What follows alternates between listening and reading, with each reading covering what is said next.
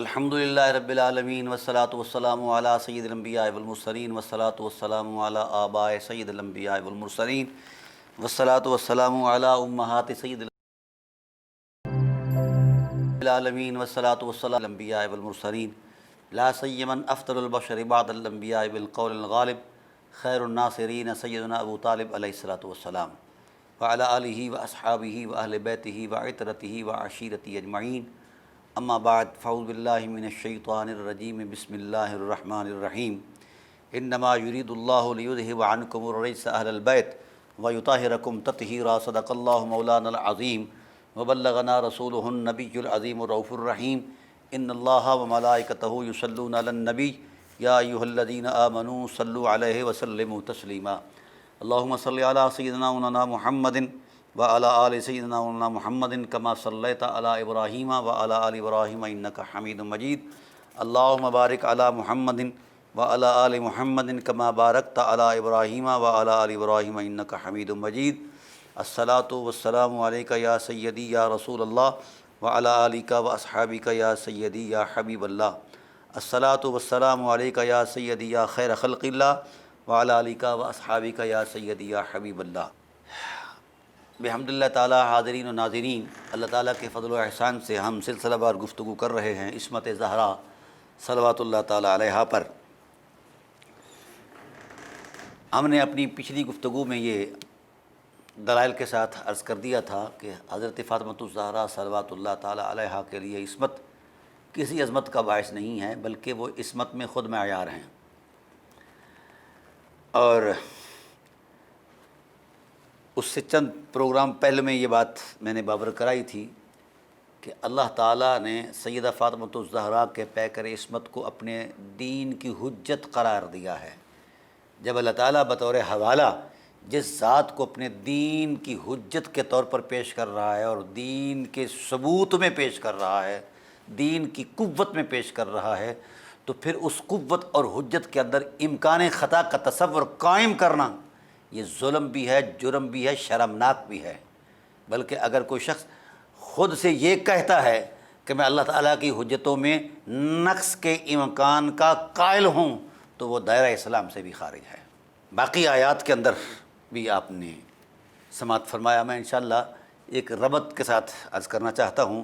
اب زبان نبوت سے جو عصمت کی تعریف صحیح بخاری باب المعصوم من عصم اللہ کے حوالے سے یہ صفحہ نمبر 913 اور 66 11 اس طرح یہ اس کے صفحات کی ایک صورت ہے، باب ہے باقاعدہ صاحب بخاری نے۔ حضور سید عالم صلی اللہ علیہ وآلہ وسلم نے ارشاد فرمایا، اس حدیث کے راوی حضرت ابو سعید خدری رضی اللہ تعالی عنہ ہیں۔ حضور سید عالم صلی اللہ علیہ وسلم نے فرمایا، مستخلف خلیفۃ الا لہ بطانۃ تأمرہ بالخیر وتعدہ علیہ وبطانۃ تأمرہ بالشر وتعدہ علیہ والمعصوم من عصم اللہ۔ یہ بڑی نفیس بات ہے اور بڑی غور طلب بات ہے۔ اللہ تعالیٰ ارشاد فرماتے ہیں کہ جس وقت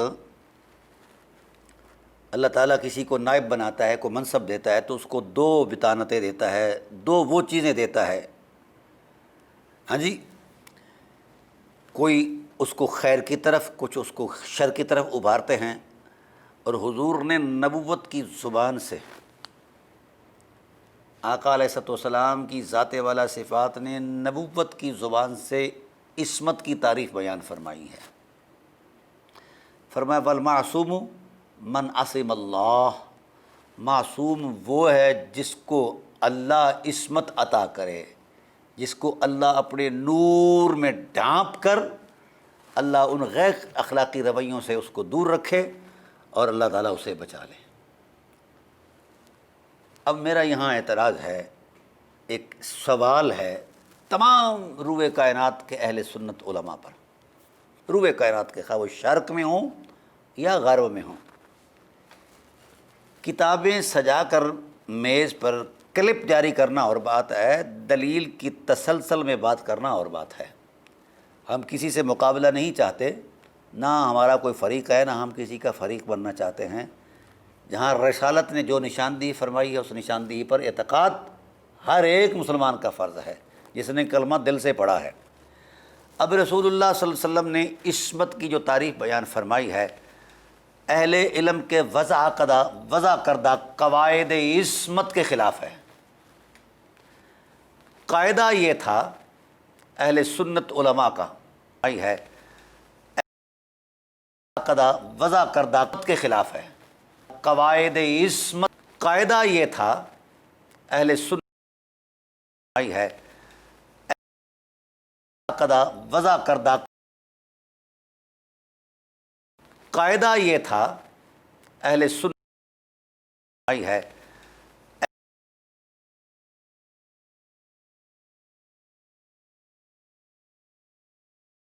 قاعدہ یہ تھا اہل علم اپنی خامہ فرسائیاں کرتے رہے کہ اگر عصمت کو خلقتاً مانا جائے تو پھر بندے کا مکلف ہونا ابس آئے گا، اگر خلقاً مانا جائے تو اس پر مکلف ہونے سے بھی جان نہیں چھوٹے گی، یعنی بندہ مکلف بھی رہے گا اور ساتھ ساتھ اپنی اولو العزمی اور استقامت اور پامردی کی عظمت میں وہ غیر اخلاقی رویوں کی نظر نہیں ہوگا، بلکہ اخلاق عالیہ کے ہی نور میں مست اور سرشار رہے گا۔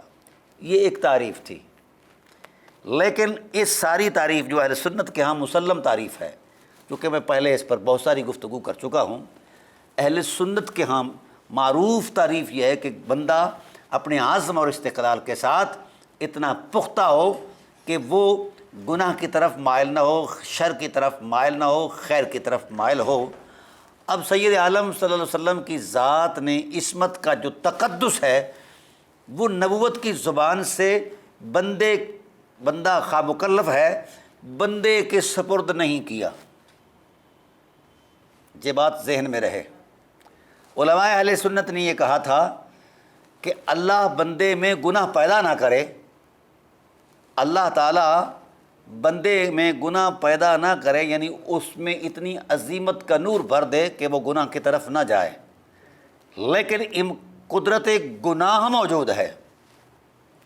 اب قدرت گناہ کے باوجود بندہ گناہ کی طرف نہ جائے تو یہ عصمت ہے ٹائٹل کے طور پر ہمارے اہل سنت کے ہاں، لیکن اس میں ارادہ انسان کو بنیادی مرکزی حیثیت قرار دی گئی ہے کہ یہ انسان اپنے ارادے کی پختگی میں اتنا آگے چلا جائے، ورنہ اگر انسان کے ارادے کو ہٹا کر اس میں اللہ تعالیٰ کے ارادے کو شامل کر لیا جائے تو مطلب یہ ہوگا کہ یہ بندہ اب مکلف نہیں رہا، اور اس مکلف پر جو استقامت اور پامردی پر جو ثواب میسر آنا تھا اس ثواب سے محروم ہو جائے گا۔ اب ہمارے کثیر علماء اہل سنت نے عصمت کی جو تعریف وضع فرمائی ہے وہ یہی ہے کہ بندے کا عمل اور ارادہ اور استقامت جو ہے وہ ثابت قدمی کی بنیاد پر جو ہے عصمت مآب ہوتا ہے۔ وہ شخص عصمت مآب ہے جو اپنے ارادے کی عظمت کے ساتھ خیر کی طرف راغب رہے اور شر سے دور رہے۔ اگر اس کا ارادہ شامل نہ کیا جائے، خلقتاً اس کو معصوم مانا جائے جس طرح یہ فرشتے ہیں، تو ان کا مکلف ہونا دور از کار رہے گا۔ میں یہاں عرض کرنا چاہتا ہوں بڑی محبت کے ساتھ، ہمارے یہ جو تعریفیں وضع کرتے ہیں، تعریفیں بیان کرتے ہیں، استقراء کرتے ہیں، میں ان علماء سے بھی مؤدبانہ گزارش کرتا ہوں کہ 1000 سال کے بعد ہمیں کس نے حق دیا ہے کہ نبوت سے ہٹ کر ایک نئی تعریف اور نئی جہت کا تسلسل قائم کریں؟ اب رسول تو یہ کہتے ہیں کہ معصوم کون ہوتا ہے؟ من عصم اللہ، جن کو اللہ معصوم کرے، یعنی اللہ اپنے ارادے سے عصمت کا نور عطا کرے۔ تو جب ارادہ الہی ہی پہلی قوت ہے تو پھر اس کا مطلب یہ ہوا کہ یہ اللہ تعالیٰ کی طرف سے کوئی انعام ہے، نعمت ہے، اور اس کی نعمت کے اندر اس کے ارادے اور مشیت کی عظمت کا نور موجود ہے۔ تو توفیق الہی سے انسان کے ارادے میں اتنی پختگی آ جائے کہ انسان خیر کی طرف ہی راغب رہے، شر سے دور رہے۔ اب جب یہ طے کر دیا گیا ہے، نبوت کی زبان نے یہ طے فرما دیا ہے، تو کہاں گئی ہماری وہ وضعی تعریفیں؟ اجتناب المعاصی ما التمکن فیہا، ہم نے یہ تعریف کر ڈالی کہ قدرت گناہ تو ہے مگر معصوم جو ہے وہ گناہ کرتا نہیں ہے۔ اب اگر کسی نے یہ نعرہ مار دیا کہ معصوم سے گناہ کا صدور محال ہے تو اس پر گرفت ہو گئی کہ تو فلاں ذہن سے تعلق رکھتا ہے، تیری قائم کردہ، بیان کردہ، استقرا کردہ، وضع کردہ تعریف جو ہے ہم نہیں مانتے۔ بھئی کسی کے ماننے یا نہ ماننے سے حقائق پر کوئی اثر انداز نہیں ہو سکتا۔ کسی کا ماننا نہ ماننا حقائق حقائق ہوتے ہیں، اور اس کے منظر نامے میں خیالات نہیں چلتے، دلائل چلتے ہیں۔ اب ہم نے دلیل دے دی ہے نبوت کی زبان سے، اور یہ صحیح بخاری کی کتاب، صحیح بخاری جس پر پوری امت اعتماد کرتی ہے، تو سید عالم صلی اللہ علیہ وسلم کی ذات نے اس کو معصوم قرار دیا ہے جو اللہ تعالیٰ کی عصمت، اللہ تعالیٰ کی حفاظت کے حصار میں رہے، اللہ تعالیٰ کی توجہات رحمت اس کے شامل حال رہیں، لمحہ بھر کے لیے بھی انسان اس کی توجہ سے دور نہ رہے، تاکہ ایسا نہ ہو کہ شیطان کوئی مکر کر کے اس کے من میں، اس کے وجود میں وسوسہ ڈالے۔ تو اب جب نبوت کی زبان نے عصمت کا سارا تسلسل اللہ کی طرف کر دیا ہے، تو پھر ہماری 1000 سال بعد وضع کردہ تعریف کا کیا بنے گا؟ اس لیے میں گزارش کرتا ہوں کہ اپنی وضعی تعریف، اپنے وضعی قاعدے، وضعی فکر، وضعی مذہب، وضعی مسلک اپنے پاس رکھیں۔ قرآن کی سادہ لوحی اور فرمان رسالت کی سادہ لوحی پر ملمہ کاری نہ کریں، یہ حاشیہ آرائی نہ کریں۔ نبوت ان حقیقتوں کو زیادہ جانتی ہے یا مولوی زیادہ جانتا ہے؟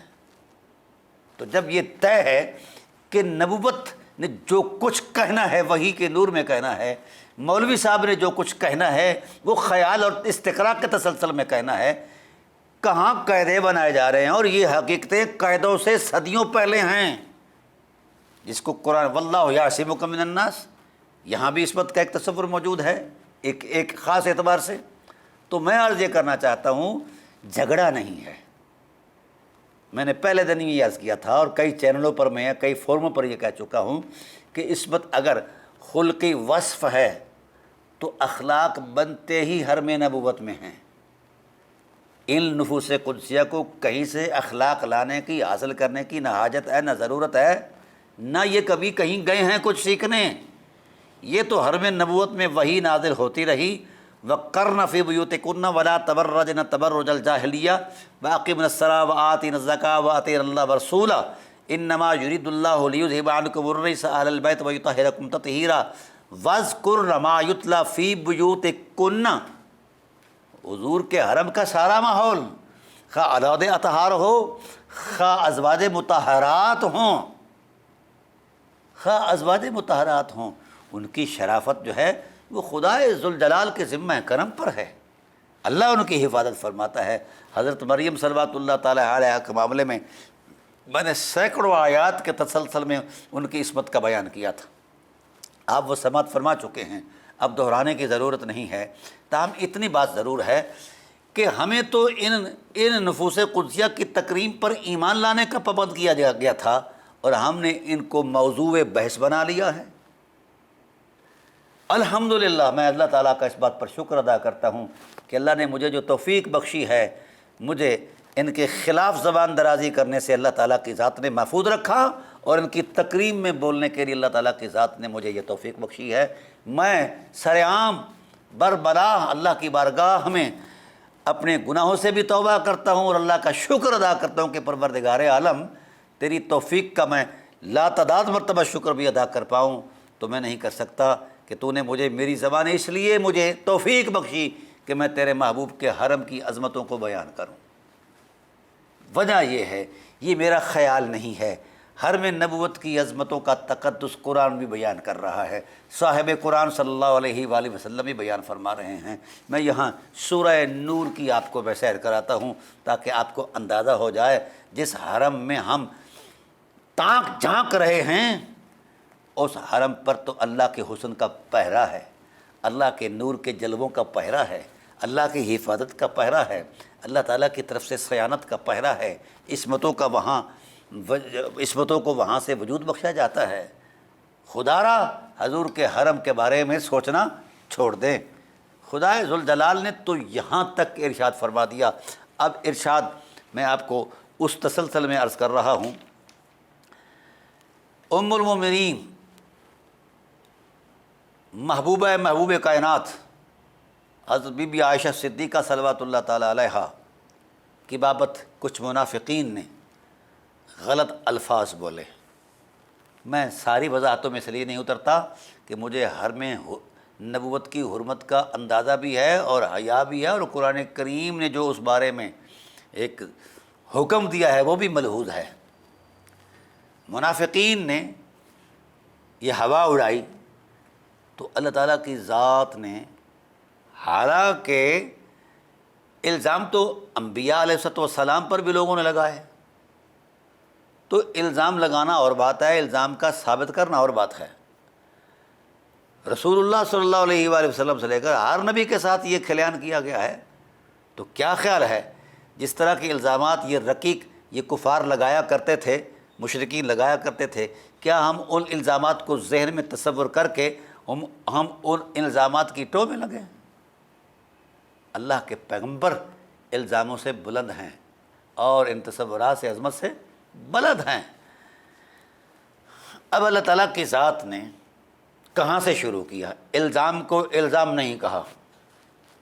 چاہیے تو یہ تھا کہ ابھی آپ کی زوجہ رحمت پر بدطینت لوگوں نے الزام لگایا، یہ کوئی بات نہیں کہ ان پر یہ بات ہوئی تو یہ ان کے کوئی مرتبے سے کوئی جو ہے ان کے مرتبے کو گھٹانے کے لیے ایسا ہوا. اللہ تعالیٰ نے بیان کیا نہیں. اللہ تعالیٰ کی ذات نے جس عظمت میں بیان کیا ہے، خدا کی عظمت کی قسم، اس سے بہتر بیان کا امکان کائنات میں موجود ہی نہیں ہے.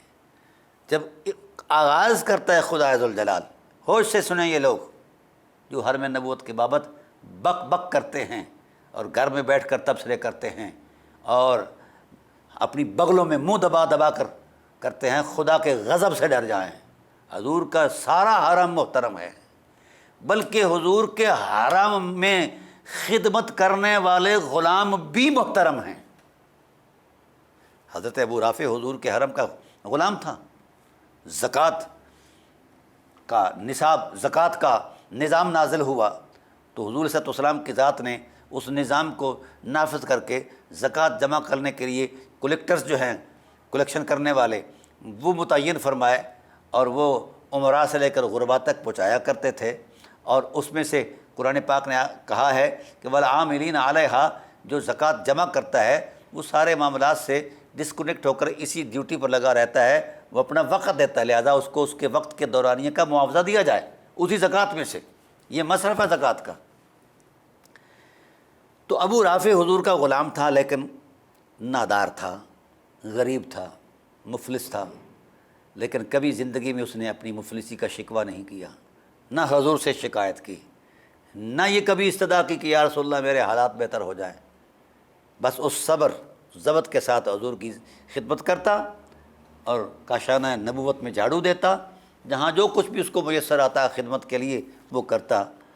تو اس کے ہمسائے نے کہا، جو ریونیو آفیسر تھا جمع کرنے کا، زکوٰۃ جمع کرنے کا، تو اس نے کہا کہ یار آپ کے گھر میں تنگی ہے، فاقہ مستی ہے، تو لہذا میں چاہتا ہوں کہ آپ میرے ساتھ تھوڑا بہت کام کرایا کریں، جو ہمیں مزدوری ملا کرے گی زکوٰۃ جمع کرنے کی صورت میں، جب ہم وقت دیں گے مزدوری کی صورت میں تو ہمیں جو مزدوری ملے گی اس پہ ہم تقسیم کر لیں گے، آپ کے بچے بھی آسودہ ہو جائیں گے اور میرا گھر بھی چل رہا ہے. تو اس غلام نے کہا کہ میں رسول اللہ کا غلام ہوں، جب تک میرے رسول اس کی اجازت نہیں دیتے تب تک میں کوئی قدم نہیں اٹھاؤں گا. گیا، یا رسول اللہ حالات کی صورتحال اس طرح میرے احباب بیان کرتے ہیں، میں نے تو بیان نہیں کی، لہذا اگر آپ اجازت دیں تو میں ان کے ساتھ شریک عمل ہو کے کچھ محنت کروں اور جو کچھ ان کو میسر ہے اس میں سے جو میرا حصہ بنے مجھے بھی ملے. گھر میں آسودگی ہے. یہ ایک بات طبی تھی، فطری تھی، معاملہ تھا، بالکل ٹھیک تھا. لیکن نبوی غیرت نے فرمایا، ابو رافع کیا تو ہمارے گھر کا نوکر نہیں ہے، خادم نہیں ہے؟ تو بنی ہاشم کا خادم نہیں ہے؟ یا رسول اللہ خادم ہوں، یہ خدمت میری معراج ہے. تو فرمایا بنی ہاشم کے خادموں پر بھی صدقہ اور خیرات جائز نہیں ہے، حرام ہے زکوٰۃ. اور جس حرم کے خادموں کی یہ حرمت ہو کہ اللہ کا رسول اور اللہ تعالیٰ انہیں زکوٰۃ جیسی چیزیں نہیں استعمال کرنے دیتا، تو ان مخدوموں کی شان کا ہم اندازہ کہاں سے لگائیں؟